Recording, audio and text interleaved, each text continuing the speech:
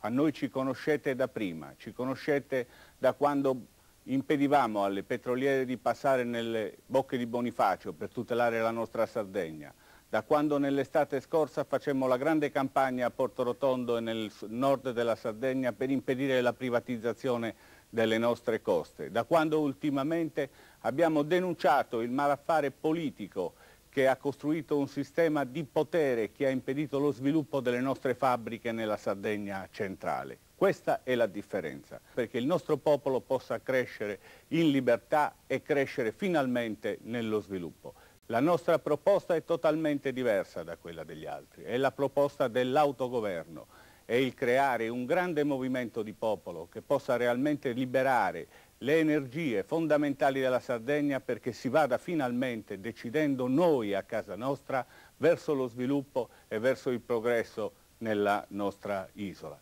Solo i sardi possono governare la loro terra in modo che finalmente si vada verso una nuova società, una società dove ci sia posto per tutti, per i deboli, per gli emarginati, per i lavoratori,